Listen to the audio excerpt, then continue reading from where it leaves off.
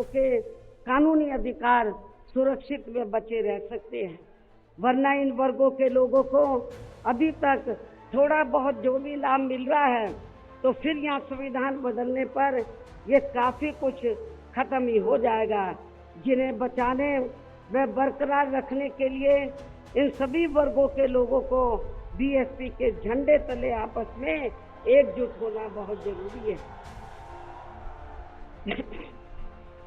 साथ ही अपनी BSP party को हर स्तर पर मजबूत बनाकर इसे सत्ता में भी लाना बहुत जरूरी है, क्योंकि बीएसपी ही एक ऐसी पार्टी है जो यहाँ बाबा साहब के बनाए गए संविधान को सुरक्षित रख सकती है और संविधान के मुताबिक चलकर यहाँ सदियों से उपेक्षित रहे दलित एवं अन्य उपेक्षित वर्गों के लोगों को अपने पैरों पर खड़ा कर सकती है। और ये सब आप लोगों ने यूपी में अपनी पार्टी की 4 बार रही सरकार के दौरान होते हुए देखा है। ऐसे में अब यूपी में बीएसपी को ही फिर से सत्ता में लाकर यहाँ की जनता को हर मामले में खुशहाल बनाना होगा, जिसके लिए पार्टी के लोगों को सन 2007 में हुए विधानसभा चुनाव की तरह ही इस बार भी यहाँ पूरे प्रदेश में प्रत्येक पोलिंग बूथ स्तर पर अब इसके लिए करना क्या आप लोगों को, जिसके लिए पार्टी के लोगों को सन 2007 में हुए विधानसभा चुनाव की तरह ही इस बार भी यहाँ पूरे प्रदेश में प्रत्येक पोलिंग बूथ स्तर पर सर्व समाज को व विशेषकर बहुजन समाज के लोगों को उनकी छोटी छोटी बैठकों के जरिए उन्हें बीएसपी की सर्वजन हिताय व सर्वजन सुखाय की नीतियों एवं सिद्धांतों आदि से जोड़ना है और इस दौरान इन्हें बीएसपी के बेहतरीन रहे शासनकाल की उपलब्धियों के बारे में बताना है। साथ ही उन्हें विरोधी पार्टियों के किस्म किस्म के हथकंडों से सावधान रहने के बारे में भी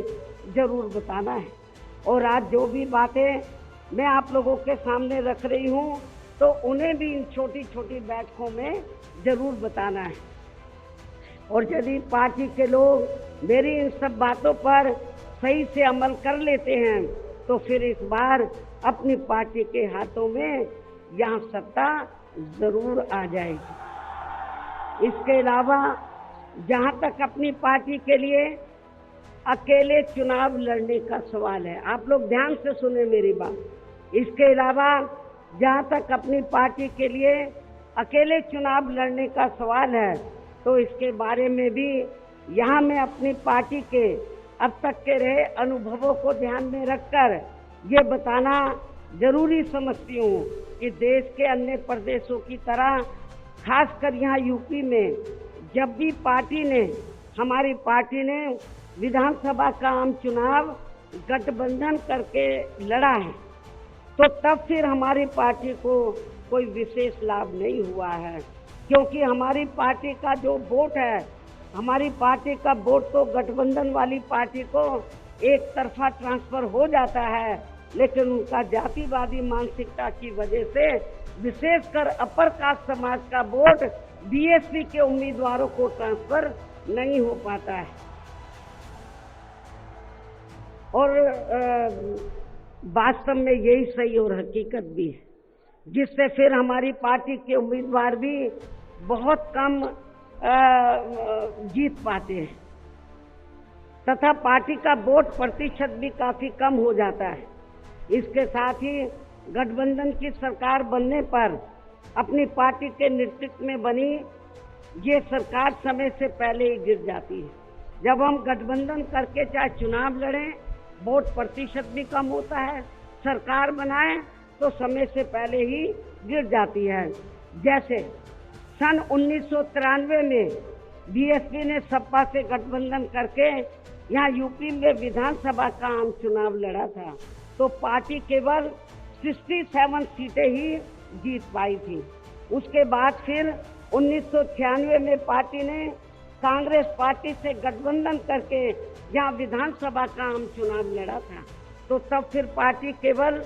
67 सीटें ही जीत पाई थी। पहले भी 67, उसके बाद में भी 67।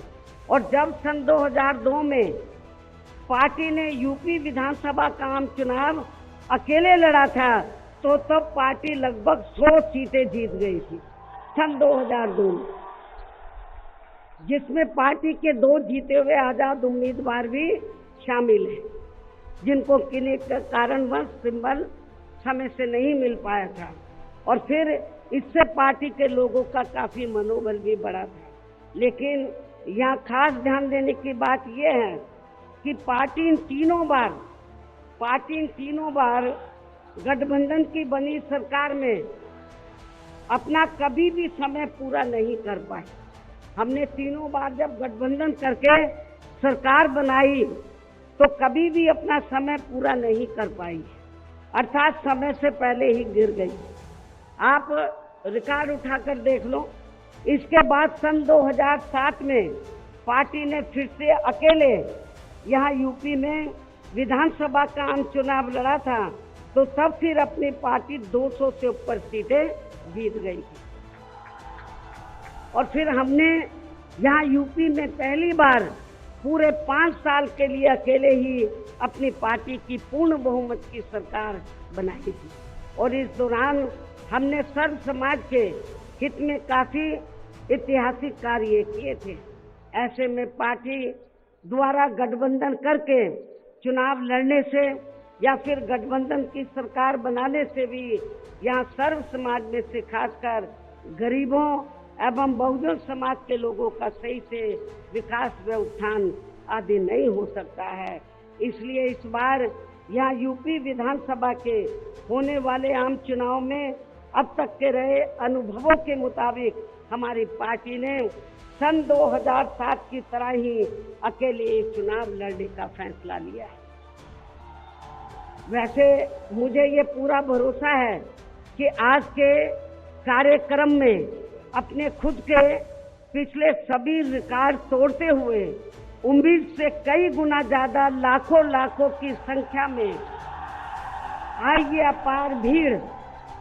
इस बार यहाँ यूपी में होने वाले विधानसभा चुनाव में अपनी पार्टी को सत्ता में जरूर लाएगी। और इसके लिए अभी से ही पार्टी के लोगों को यहाँ विरोधी पार्टियों के पुराने व नए सभी षड्यंत्रों व हथकंडों आदि से सावधानी बरतते हुए अपनी पार्टी के जनाधार को बड़े पैमाने पर बढ़ाना है। साथ ही हर स्तर पर पार्टी को मजबूत भी बनाना है। विरोधियों की अफवाहों से भी पार्टी के लोगों को जरूर सचेत रखना है। और इस संबंध में इसका ताजा हथकंडा ये है कि इन्होंने आज के 9 अक्टूबर के कार्यक्रम के घोषित होते ही पिछले महीने से ये अफवाह फैलाना शुरू कर दिया था। मैं क्यों बोल रही हूँ अफवाहों से सावधान रहना है, क्योंकि इस संबंध में ताजा उदाहरण ये है कि इन्होंने आज के 9 अक्टूबर के कार्यक्रम के घोषित होते ही पिछले महीने से ये अफवाह फैलाना शुरू कर दिया था कि दूसरी पार्टियों के फलाना वरिष्ठ नेता बीएसपी में आ रहे हैं और वे बीएसपी प्रमुख से दिल्ली व लखनऊ में भी मिले हैं, लेकिन मुझे तो इसके बारे में अभी तक भी कोई जानकारी नहीं है। मिलना तो बहुत दूर की बात है और मैं कभी छिप के नहीं मिलती हूँ, जब मिलती हूँ तो खुले में मिलती हूँ मन। इतना ही नहीं बल्कि अन्य और भी मामलों में किस्म किस्म की गलत, झूठी व तथ्यहीन खबरें एवं अफवाहें आदि फैलाने के लिए भी यहाँ विरोधी लोग सोशल मीडिया, जातिवादी मानसिकता वाले टीवी चैनल एवं प्रिंट मीडिया आदि का भी काफी दुरुपयोग व गलत इस्तेमाल कर सकते हैं। जबकि विरोधी लोग सन 2007 में भी ऐसी अफवाहें फैलाते रहे हैं, लेकिन उस समय हमारे लोगों के गुमराह ना होने की वजह से फिर अपनी पार्टी की यहाँ अकेले ही पूर्ण बहुमत की सरकार बन गई थी। और यदि पार्टी के लोग इस बार भी चुनाव में वोट पड़ने तक या किसी भी मामले में गुमराह नहीं होते हैं तो फिर इस बार हमारी पार्टी की पुनः या पूर्ण बहुमत की सरकार जरूर बन जाएगी। वैसे मुझे पूरी उम्मीद है कि पार्टी के लोग मेरी इन सब बातों पर सही से अमल करके इस बार अपनी पार्टी बीएसपी को ही अकेले यहाँ सत्ता में जरूर लाएंगे और अपनी बहन जी को 5वीं बार यूपी का मुख्यमंत्री भी जरूर बनाएंगे। और आज ये लाखों लाखों की तादाद में आई अपार भीड़ व उनका जोश व उत्साह भी इस बात के काफी कुछ संकेत दे रहा है। जिनको यहाँ दूसरी पार्टियों की तरह ये जो लाखों लाखों की संख्या में लोग आए हैं तो इनको यहाँ दूसरी पार्टियों की तरह मजदूरी देकर दिहाड़ी पर नहीं लाया गया है, बल्कि ये लोग अपने खून पसीने की कमाई के पैसों से ही खुद चलकर आज के अपने 9 अक्टूबर के प्रोग्राम में मुझे सुनने के लिए आए, जिन्होंने भीड़ के मामले में आज अपने खुद के भी अपने पिछले 26 रिकॉर्ड तोड़ दिए हैं। और अब मैं यहाँ आप लोगों को ये भी विश्वास दिलाना चाहती हूँ, जब इस बार बीएसपी की पुनः या पूर्ण बहुमत की सरकार बन जाएगी तो तब फिर हमारी पार्टी की बनी ये सरकार यहाँ पिछली रही सपा सरकार ने व वर्तमान में चल रही बीजेपी की भी सरकार ने, जो इन्होंने अपनी जातिवादी संकीर्ण व पूंजीवादी मानसिकता के तहत चलकर काफी नए नए नियम व कानून आदि बना दिए हैं, तो उनकी जरूर समीक्षा की जाए और इनमें से जो भी नियम व कानून आदि सर्वजन हिताय व सर्वजन सुखाय की नीतियों एवं सिद्धांतों आदि से जुड़े नहीं होंगे तो उन्हें फिर सर्व समाज के हित में जरूर बदल दिया जाएगा। इसके साथ साथ बीएसपी की पूर्व की रही सरकार में खासकर दलित एवं अन्य उपेक्षित वर्गों के हितों के लिए लिए गए फैसलों को जो इनकी सरकारों ने काफी बदल दिए हैं, तो उन्हें भी यहाँ फिर से पुरानी वाली स्थिति में ही लाया जाएगा, अर्थात उन्हें बहाल कर दिया जाएगा। इसके अलावा सपा व बीजेपी की सरकार ने भी प्रदेश व जनहित के विरुद्ध जाकर जो कुछ भी गलत फैसले ले लिए हैं तो उनकी भी समीक्षा करके उन्हें सही स्थिति में लाया जाएगा। साथ ही मेरी पूर्व की रही सरकारों की तरह ही हर मामले में व हर स्तर पर यहाँ सर्व समाज के व विभिन्न क्षेत्रों में लगे लोगों के हितों का तथा बेहतर कानून व्यवस्था बनाने पर भी विशेष ध्यान रखा जाएगा। साथ ही सर्व समाज में से गरीब एवं बेरोजगार लोगों को, जिसमें पुरुष व महिलाएं आदि दोनों शामिल हैं, इनको रोटी रोजी के साधन देने के लिए विशेष बल दिया जाएगा, जोर दिया जाएगा। यहाँ यूपी के लोगों को रोटी रोजी के मामले में पलायन नहीं करना पड़ेगा, आपको अपने प्रदेश में ही रोटी रोजी के साधन दिए जाएंगे। और इन सब मामलों में सर्व समाज में से खासकर गरीबों, दलितों, आदिवासियों, पिछड़े वर्गों, मुस्लिम एवं अन्य धार्मिक अल्पसंख्यक समाज के लोगों का हर मामले में प्राथमिकता के आधार पर पूरा ध्यान रखा जाएगा।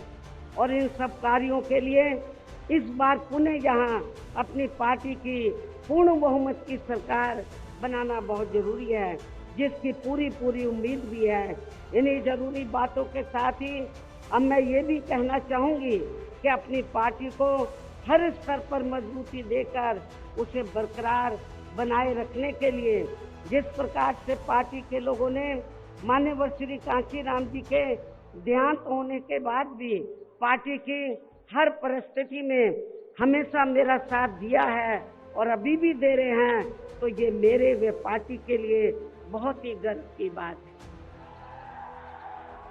और अब तो पार्टी के राष्ट्रीय संयोजक श्री आकाश आनंद भी बीएसपी की मूवमेंट से काफी हद तक जुड़ चुके हैं, जो ये भी पार्टी के लिए अच्छे शुभ संकेत हैं। और अब ये यानी कि आकाश आनंद मेरे मार्गदर्शन व दिशा निर्देशन में अपनी पूरी लगन एवं मेहनत के साथ पार्टी को मजबूती देने में व पार्टी के जनाधार को भी बढ़ाने में पूरे जी जान से लगे,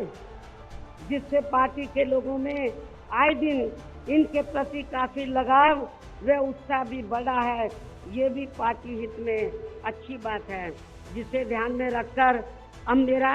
इनके बारे में, आकाश आनंद के बारे में ये कहना है कि जिस प्रकार से पूरे देश में पार्टी के लोग माननीय श्री कांशीराम जी के जीते जी और उनके देहांत के बाद भी हर परिस्थिति में मेरे साथ खड़े रहे हैं, तो मैं भी ये चाहूंगी उसी प्रकार से पार्टी के लोग श्री आकाश आनंद के साथ भी हमेशा खड़े रहेंगे और इनका हर परिस्थिति में पूरा साथ भी जरूर देंगे। वैसे इस मामले में इनके पिता श्री आनंद कुमार भी इनकी शुरू से ही पूरी मदद करते रहे हैं।